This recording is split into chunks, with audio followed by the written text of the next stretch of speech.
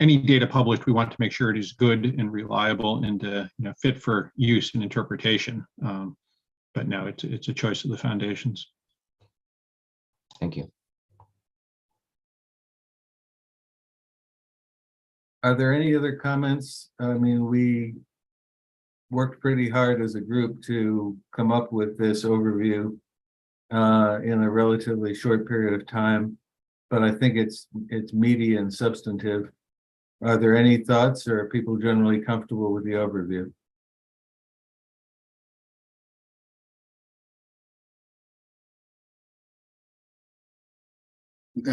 I think it's a good representation. In looking at the review itself, there's just a ton packed full of information in there, and I don't know how else you'd summarize it. I had curiosities about certain funding rates, but we're not here to analyze it. We're here just to. Okay. I do have a question about whether we have, when we find slippage in a division, for example, either a significant increase in applications or a decrease in applications and awards in a division. Do we have to do anything to follow up to find out why something slips or why something grows? Is this simply a matter of institutional change, or is it a matter of investigator change? And so those kind of questions come up when you see changes across an award in the division. I'm looking at biology and specific, Vicki. It's dropped quite a lot, and I don't know what that means. So I'm curious about about how we handle the information for purposes. I can give you a little bit of context. So we have certainly, when we've seen those sorts of drops, have inquired at the directorate to see, is there something going on that might explain what we see?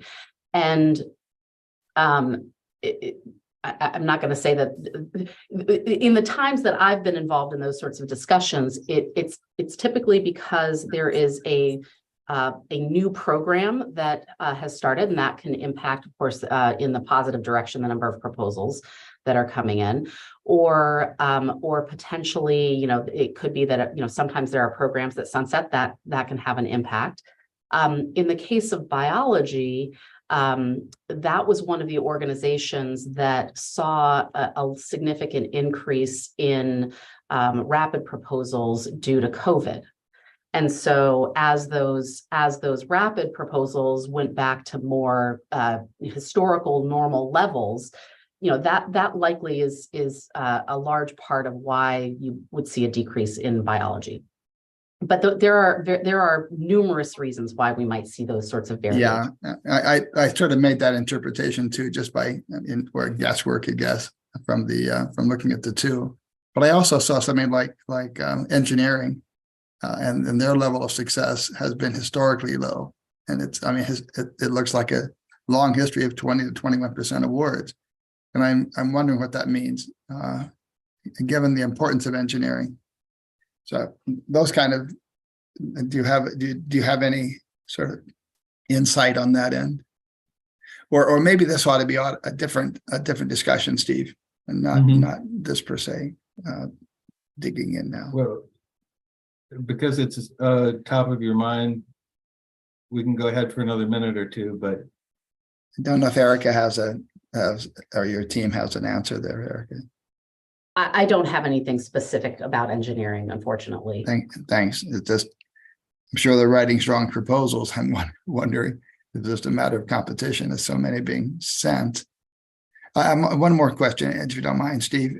Sure. When we do something like the TIP directorate, which will include biology, but wouldn't come out of the bio directorate, do those get folded in some way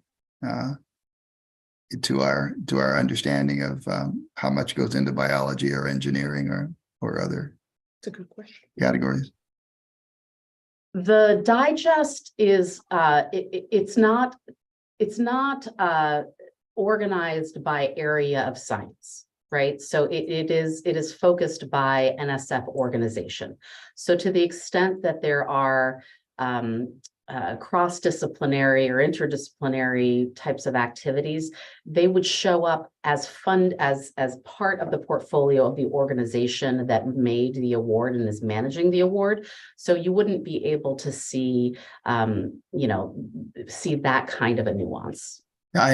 Given the initiatives from the White House, I'm wondering if we're helping ourselves or not taking advantage of everything that we need to take advantage of as we report out to Congress, or what it might mean as plans are set for the next decade or half century of the agency. Where is the focus? Where does it need to be based upon congressional and White House interest? Just a thought to make sure that we don't report our contributions as an agency.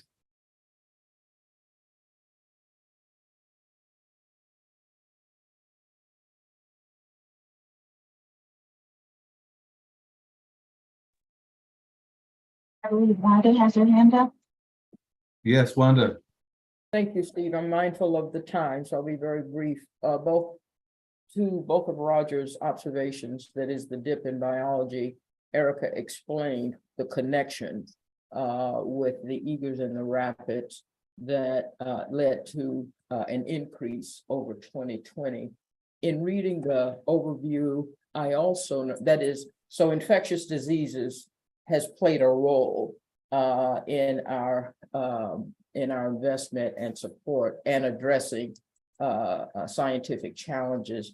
And I also note in there that with regard to changes made, that NSF is standardizing biographical and pending support to better harmonize with the NIH process, which I think is smart.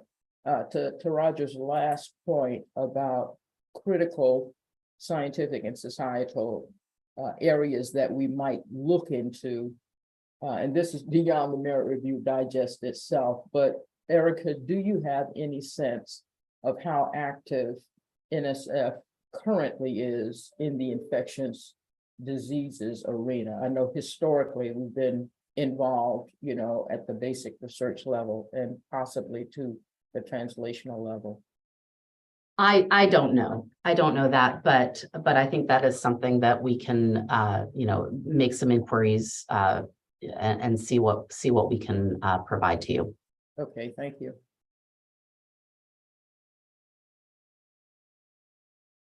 Okay, thank you for that input. Next, the NSF has made a proposal to publish their Merit Review Digest separately from the overview. This is laid out in a memo you can find at tab 1.3 of your diligent book.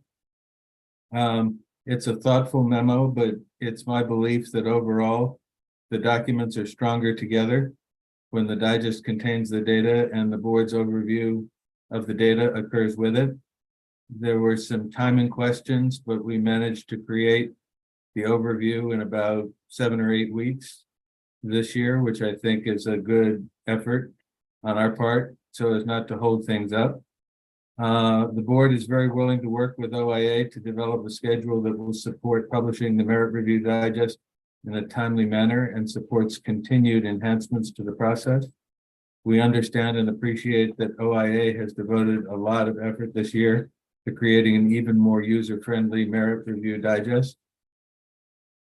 Are there comments from the committee on the issue of whether we should continue, as we've done in the past, to have our overview come out with the Merit Review Digest so that there's comments from both sides of the same coin?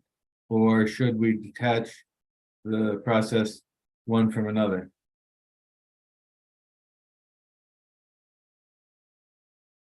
Alicia, do you want to speak to the argument to detach? So part of there are several reasons why we brought this proposal forward. One is to be able to, on a regular cycle, provide to the community the digest more quickly. And to, as you know, there were many individuals who are very interested in digest work and published a few articles on patterns of data that they observed across the years.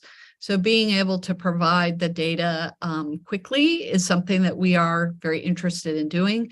It's also the case that we've said in a prior Committee on Oversight meeting that the NSF by the numbers dashboard is something that we are investing in heavily, and to enable some of the data to arrive via the dashboard might make room for the digest to include different types of analyses. Many of you have already described some things you're interested in that we don't currently do in the digest. And so if the digest had to adapt to providing less of the tables or fewer tables, and we provide those instead in NSF by the numbers, the digest becomes an analysis document.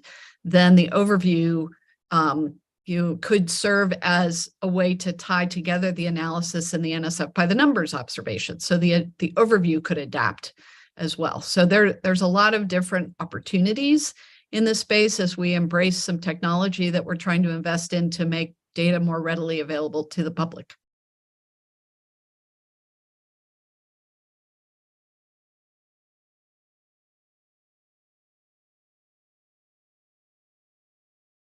Roger? That was very helpful, Alicia. Thank you.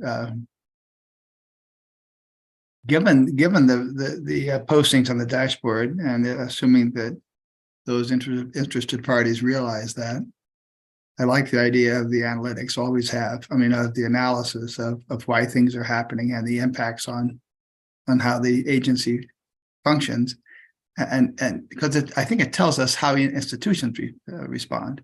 How are universities and colleges responding to changes? What does that mean for our workforce? What does it mean for innovation in a certain space?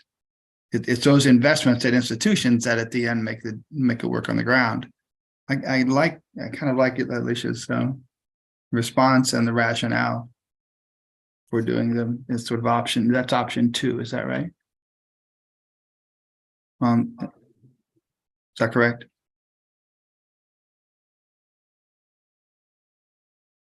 No, option 2 is in odd numbered years. But that's what I thought we were getting there. That the Okay. analytics would be in, it takes several years. Am I missing? Maybe I'm off here. Well, the 3 choices are produce the digest every year. Right. Second option is produce it in odd numbered years. And the third is split the National Science Board overview from the merit review data, which we've never done. I mean, we've always had the 2 joined at the hip, the analysis of the board together with the data of the foundation. But what Alicia's giving us is potentially some analytics and some deep dive into why things are happening, rather than just the data itself. And I hope as a board we're interested not in just individual institutions or what institutions do or what divisions do, but in fact what the agency as a whole does and how it addresses long-term needs of the country. Yes. And I think some degree of analytics and analyses of data, rather than just spitting out the data, which itself is useful, don't get me wrong, but it's a different use. And what do we as a board, what would we as a board like to see? Not just the numbers, but what are the implications for a science society and for whatever, for trust in science or for where we go in science? Yeah, I think that's a little different from the overview in terms of when and how we do the overview. And I sense your desire for more of the analytics and the science as part of the review generally. Yeah, that they are different, but it makes use of data rather than just reporting the data. That's true. Vicki? Yeah, I had a question, and I guess maybe this isn't even answerable since they've always come out together. But I was just curious as who the audience would be for the NSB only. I mean, trying to get my head around that, if they are separate. I worry about that too, and I think what would happen would be we would become vestigial rather quickly. Mhm. And that's what I'm trying to avoid. At the at a retreat we held when we started to think about this process, I know some of the audiences that we hope to reach were people at universities, researchers doing research on various aspects of the research process, Capitol Hill, and organizations that, like AIG, organizations that are focused on the research enterprise. So those were, at least at that time, the brainstorming led to us hoping it would be useful to those folks. And of course, individual researchers as well who are interested in seeing how their field stacks up to other fields. But, Yes, but would I think those it's want the data, that not just the overview? So, yeah, I think the overview is a wonderful sort of introduction to the data itself. It's a 4-page highlights reel that invites people to look further into the data. What were you saying, Anne? No, just that we had given some thought to, as Vicki just noted, to the Merit Review Digest itself and to the overview, who the target audiences were, and did we want to make it more widely available? For example, we've been sending it to a certain set of vice presidents for sponsored research in an effort to make it more widely used and useful.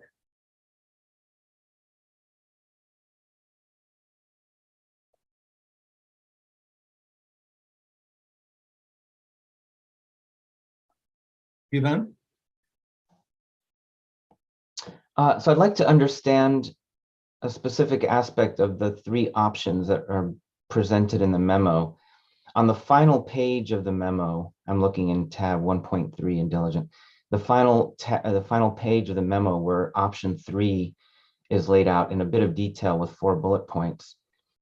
It looks like only option 3 includes this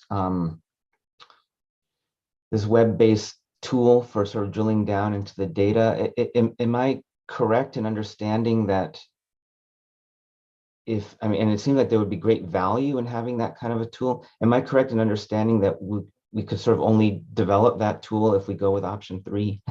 Or could that tool be attached to option 1 or 2? So NSF by the numbers already exists. It's a public tool.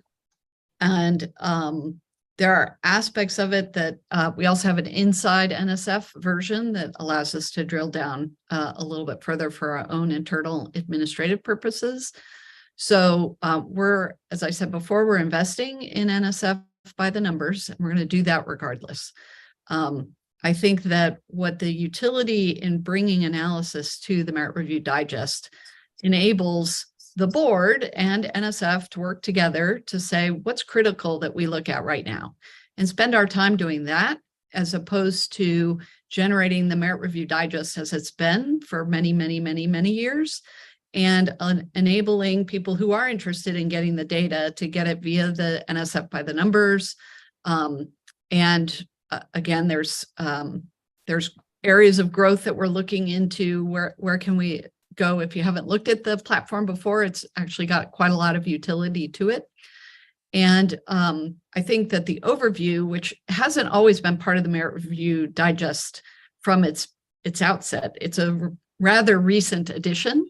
If the overview then became more about the analysis and putting it into context and perhaps guiding different audiences, maybe there are different audiences for the board overview and the analysis of the Merit Review Digest. We haven't done this before, so I don't know, what we could glean from this, but it is a case that being able to do deep dive analyses just in the bandwidth and staffing we have at NSF we can't do a full-on Merit Review Digest as we've done for many years and in a deep dive analysis. We don't have the bandwidth for that. Thank you.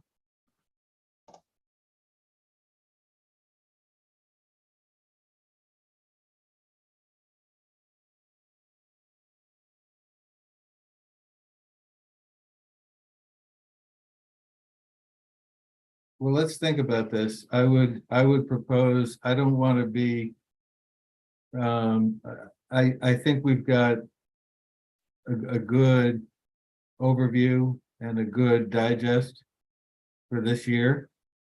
I would have a tendency to recommend that we continue to do it for one more year based on what we've already prepared, and take this forward into the coming year. But I leave it for people to think about that and allow us to move on, because I want to be sensitive to everybody's time. Do we want to show access to digital data that complements the merit review, or shall we go into our Inspector General reports? Why don't we avoid we were having some trouble with the digital data complementing the merit review. Do we think we have that solved?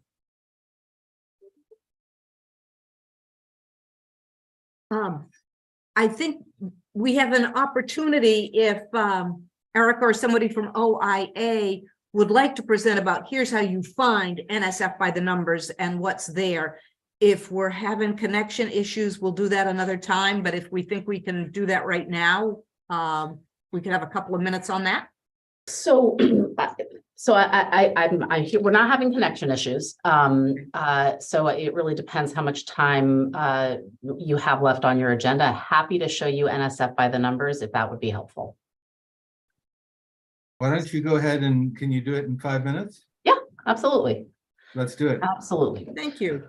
Of course. Okay, can you see my screen? It should say NSF by the numbers. I will just let you know that this is this coming weekend, we are launching some changes to the NSF homepage that will allow you to directly navigate to this from, I believe, the About NSF link. Right now, it's a little bit harder to find, so just bear that in mind. So just this is the homepage of NSF by the numbers. It's from here that you can access a few helpful kind of cuts of the data. You can see data by state, you can see trend data, and then you can get details, excuse me, about awards. So if we go to the state level page, it defaults to the most recent fiscal year to date. So this is actually already FY22 data on the proposals and awards. So you see the statistics here about the proposals evaluated, those awarded, the funding rate, the number of institutions, the total. This is the total obligations in the year, not specific to the new awards. You can see, and you can drill down in a lot of this detail. So for example, you can actually click into size and it'll regenerate this page. So you can see, any of these directives. So you can see these numbers for regenerated for a particular directorate or for a particular institution. The map is also interactive. It defaults to a per capita view by quartile of awards, new awards to the state, to individual states. If you mouse over, you get quick statistics, but if you click on a particular state, you actually see this page regenerated. And for, once again, that same fiscal year, statistics for that state with the ability to drill down some more. You can filter the results. So for example, if this defaults, like I said, to 22, but if you wanted to select a filter and actually expand the data set to multiple years, you can do that. So that's just a very quick overview of the state level views. If you also, there's also the trend level data. Allows you to, you can actually filter on either side so that you can compare a particular subset of the population against a different subset or against the entire population. So it defaults to the entire population of NSF proposals. It defaults, and you can see the 10-year trend, but you can use the filters to say, I'd like to actually compare, in this case, the NSF-wide data with, I just selected a filter for minority serving institutions. So now you can see the trends regenerated, and you can see how the number of proposals for NSF as a whole compared to the number of proposals over that same 10-year trend period look for that subpopulation. And you see both proposals, new awards, the funding rate, the number of institutions, and the total dollars. So I'm mindful, and then you can also click into details and export details about the particular award, group of awards that you're looking at. And you can click on any individual award, and that actually takes you to the project detail page in award search. So that you can see, who the PI was and all the description of the project. If it's a project that has ended, you can see information about the outcomes of the report of the project and the various publications, of course, that are affiliated or associated with that report or that award. So that is there any discussion at all of broader impacts in this data? So so you can, not in this data. Like I said, you can, if you go to the award description in award search, and if that award has ended, you can see the project outcomes report, I believe, which gives a summary narrative of the outcomes of the report as written by the PI. But this is proposal level data and data associated with kind of the award itself. So at the time of award, it's very similar to what you see in the Merit Review Digest, but more interactive. It allows the user to slice data in segments of interest and play with it a little bit more. Might that be a capability that could be built, given how critical NSF's leadership is in advancing broader impacts, et cetera, and given the current re-examination underway, would there be the capability to provide some defined set of information, allergies, about broader impacts, Erica, at some point? I know it doesn't exist. Yeah. Well, let me actually let me tell you a little bit about something that we actually included as part of our committee of visitor pilot, where we added required inclusion of a broader impacts expert as part of those COVs. We included those. We required the inclusion of the broader impacts expert, but we also provided to the COVs a very high level analysis of the broader impacts that were proposed by the PI. And we did that analysis using just a very basic data dictionary approach to finding those broader impacts referenced in the proposal itself. So it's not the outcomes of those projects, to be clear. It is, what is it that the PIs propose to do? Now, and we provided that that resource with the full understanding that it was imperfect, because any dictionary-based method for trying to categorize broader impacts or anything is going to be limited by the quality of that dictionary, right? And it doesn't benefit from kind of a human understanding of the nuance. It just looks at the entire proposal. It doesn't, the dictionary doesn't know whether that impact was referenced in the project description or in the budget summary. So there's lots of caveats, but we provided it because it was interesting, and it was part of what we provided as during the self-study that we provided to the COVs. So that is an interesting idea. And I think what we learned from that activity is that there is certainly interest and value in providing that information, but that using a static data dictionary or dictionary of terms is not the way that we would want to do it. And that we need to look at other means of trying to classify and identify the kinds of broader impacts that are in proposals. So we are working on that as well. It's very, kind of exploratory work that we're doing and feasibility analysis. But I think we are hopeful that we will find ways to surface that kind of information in proposals. Now, when we talk about the outcomes of projects, that's a different set of techniques, a different set of things that we need to sort of wrestle with and understand how we can surface and identify those outcomes, and where we might be able to pull data together to understand what those outcomes might be. Is that helpful? It is helpful, and this is a great conversation. And it's one that I'd like to continue in other committees on oversight meetings. Mindful of the time, we do have to hear from the OIG.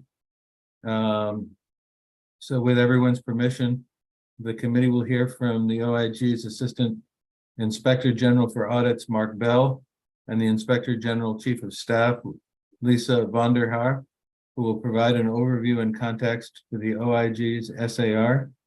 As previously mentioned, in the coming weeks, we will get a copy of the final SAR and draft management response. In order to bring new members up to speed, we've asked for the OIG to talk about the typical contents included in the SAR and its purpose. As part of the typical semi-annual report process, NSF also provides a management response for the committee to review. If the committee has any questions they would like to ask about the general contents or purpose of the management response, please feel free to do so after the OIG's presentation. The OIG slide deck was recently added and is in tab 1.4 in your diligent book. Mark? Thank you, Steve. And thank you to the committee for giving us the opportunity to talk about some of our work here today.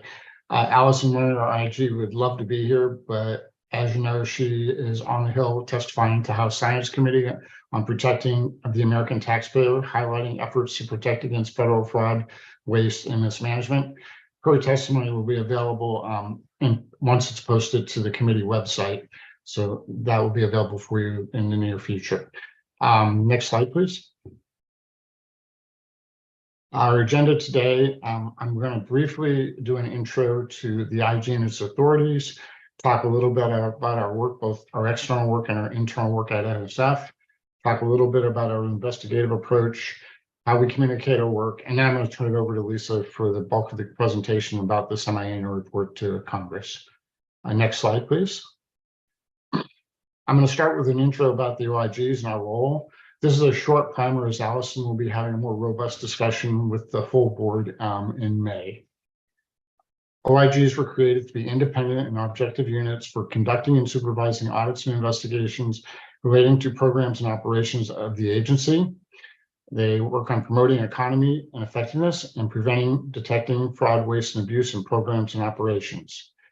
One of our key roles is keeping the head of the establishment of the agency and Congress fully informed about problems and deficiencies related to the administration of such programs and operation and the progress of corrective actions to address those deficiencies. The key role of the IG lies in two concepts: independence and transparency. When we talk about independence, what it means is we cannot and do not make management decisions. We are entitled to access to all records and information of the agency, have our own budget, maintain independent counsel, and have a separate relationship with Congress. As far as transparency, we have a number of ways in ensuring our work is transparent, both to the public, Congress, and other stakeholders. We issue the semi-annual reports, which we'll talk about shortly. We collectively provide input to City's annual progress report to the president. We post information about investigations and substantiated allegations about senior government employees. And we provide all reports with recommendations for corrective action to agency head and congressional committees of jurisdiction. Next slide, please. A little bit about our work. Our work is broken into two primary categories. When we have our external work, which looks at award recipients, and our internal work when we look at NSF's internal programs for putting awards out to recipients. First, in our external work, we have a robust risk assessment process that helps us with recipient selection. The criteria include such things as experience of the recipient, total funding, years since oversight work has been conducted, and congressional or public interest, and that's just a few of the criteria. Once we select a recipient, we begin all our work with a survey phase. This allows us to assess the recipient's current environment and design our field work to address the areas with the most risk. As you can see on the chart, that can result in an incurred cost audit, an accounting system audit, or in some cases, and we have actually done this, we terminate the audit because we found that the recipient had sufficient systems in control. Next slide, please. This slide shows our work over the last year, about 1 year. As you can see, we had an audit population of about $400 million. Out of that population, we questioned about $1.3 million in cost. What's a really important statistic here is when we question cost, 91% of the time over this period, NSF agreed with us, which means that the NSF intends to recover those funds. Next slide. To expand our reach, we're a small office, about 60 people total, about 30 people in audits. We have a robust outreach program. We do a lot of proactive work. Some of you have seen our Promising Practices report that gave award recipients a guide to successful practices we see across the research community. We do presentations to numerous non-governmental organizations such as ANCURA and SRA. We publish articles in professional journals, and when needed, we conduct studies in areas that NSF may or is facing going forward, such as our work on other transaction agreements. Next slide. Internal to NSF, we conduct a lot of work looking at programs. This is one of our most recent audits, the Graduate Research Fellowship Program. The program recognizes and supports outstanding graduate students who are pursuing full-time research-based master's and doctoral degrees in STEM. In its 2023 budget request, NSF requested $355 million to fund the fellowship program. NSF awards about 2,000 new fellows each year. And the fellows stay in the program for about 3 to 5 years. So at any given time, NSF is actively managing about 7,200 active fellows. The objective of our audit was to determine whether NSF properly distributes, monitors, and accounts for fellowship funding. To fully understand the program, we took a hybrid approach and looked at its application at both NSF and the awardee institution.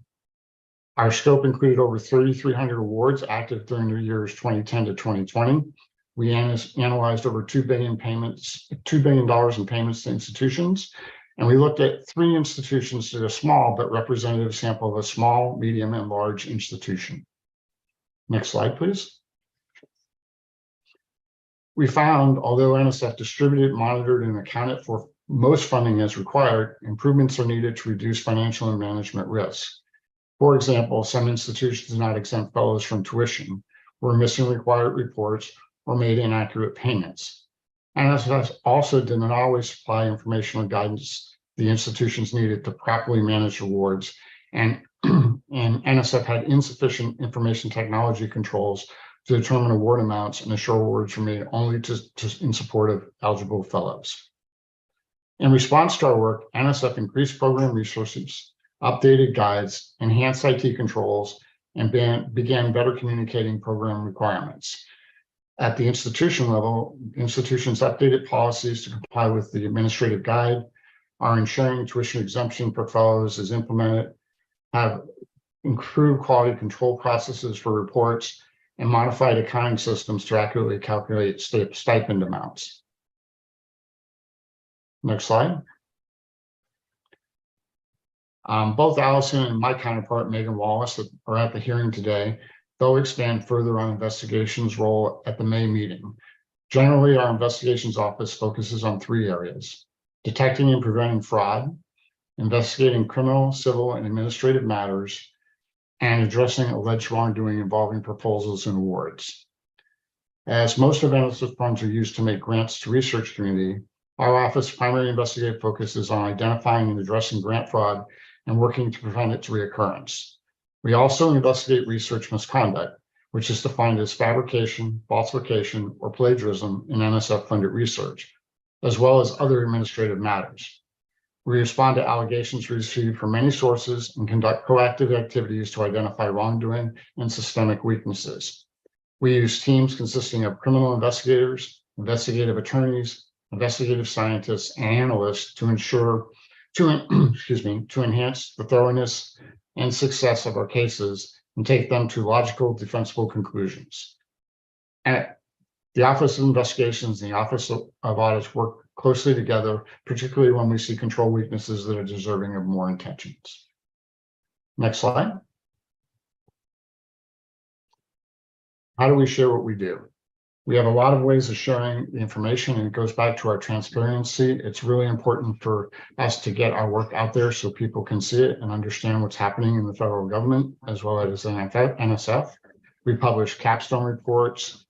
We issue traditional reports. We conduct outreach, as I talked about earlier. We also use some innovative government-wide social media campaigns via Twitter, things like Fed Fashion Week and GovLove and GovPossible. 2 of the key documents we issue are the Management Challenges, which is issued annually, and the semi-annual reports to Congress. We also meet, and as today, testify before Congress. I'm going to turn it over to Lisa, who will take you through a very more detailed understanding of the semi-annual report. Lisa is Allison's Chief of Staff. Lisa, if you could go ahead and take over. Good morning. The Inspector General Act of 1978 requires all Inspector Generals to report semi-annually to the head of the agency and Congress on their office's activities during the 6-month periods ending March 31st and September 30th. Semi-annual reports are intended to keep the National Science Board and Congress informed of our significant findings and recommendations. The IG Act requires us to provide, quote, a description of significant problems, abuses, and deficiencies relating to the administration of programs and operations of the establishment and associated reports and recommendations for corrective action made by the office, unquote. The IG Act also requires detailed statistics about potential cost savings and management decisions, which I will describe later in this presentation. Next slide, please. The first page of the report is a cover letter from Inspector General Lerner, which highlights significant audit reports and investigative outcomes. It also summarizes potential cost savings to taxpayers and investigative recoveries. Next slide, please.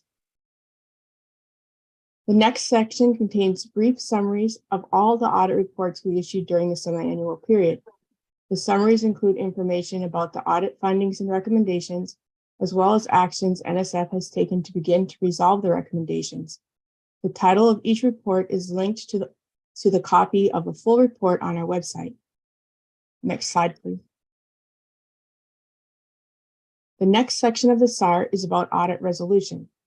We work closely with NSF to resolve recommendations resulting from our findings to improve operations and internal controls, as well as recover question costs. We have different processes for resolving recommendations from audits of NSF programs and operations, which we call performance audits, and audits of external organizations such as universities, which we call incurred cost audits. The semi-annual report will always have a table like the one you see on the slide, showing the resolved recommendations from incurred cost audits of the universities and other research institutions. Incurred cost audits determine whether costs claimed by the award recipient are allowable, allocable, reasonable, necessary, and supported. If we can't answer yes to all of these questions, the expense is considered a question cost. For each audit, the table will show the total amount questioned by the auditors and the amount NSF sustains.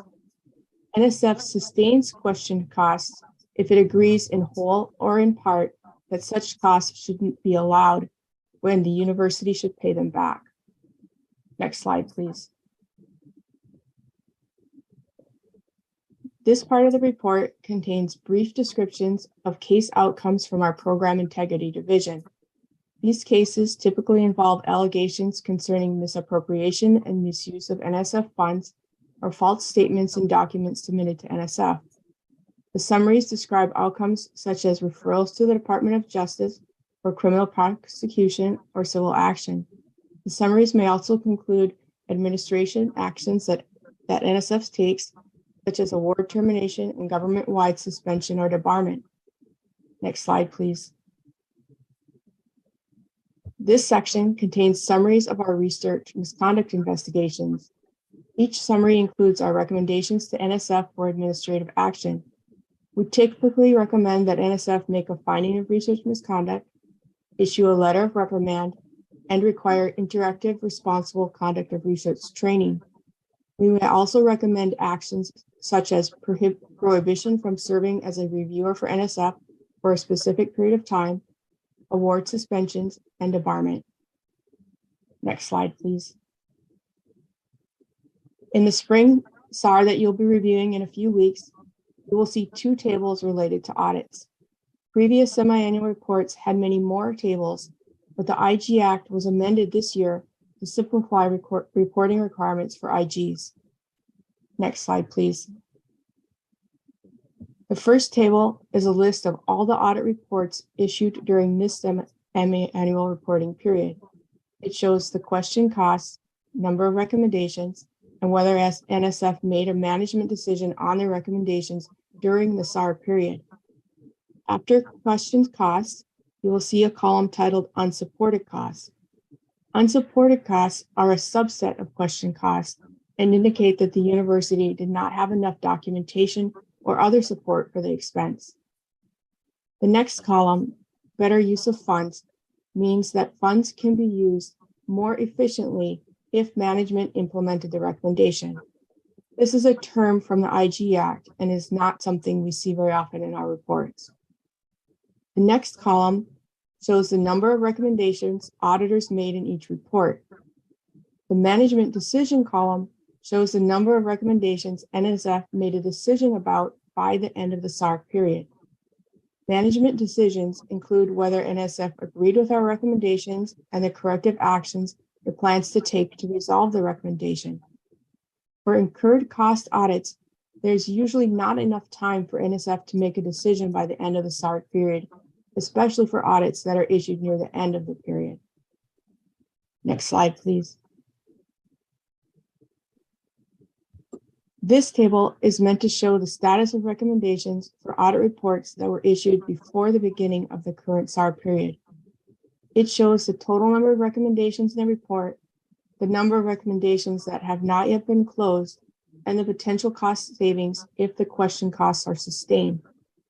The title of each report on the table contains a hyperlink to the full report and the current status of each recommendation.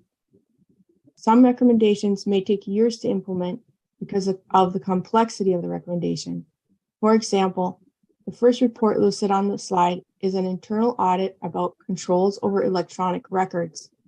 To resolve the last open recommendation, NSF needs new software to capture executives' text messages on NSF-issued devices. The development and implementation of this software has run into many snags beyond NSF's control.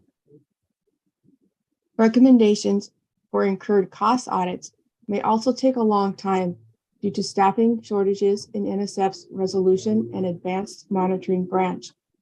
Additionally, all disallowed costs in the report must be repaid, and all internal control weaknesses must be addressed before recommendations in the report are considered implemented and closed. If an awardee appeals NSF's decision, the process is further delayed. Next slide, please. The IG Act also requires us to report certain statistics about investigations.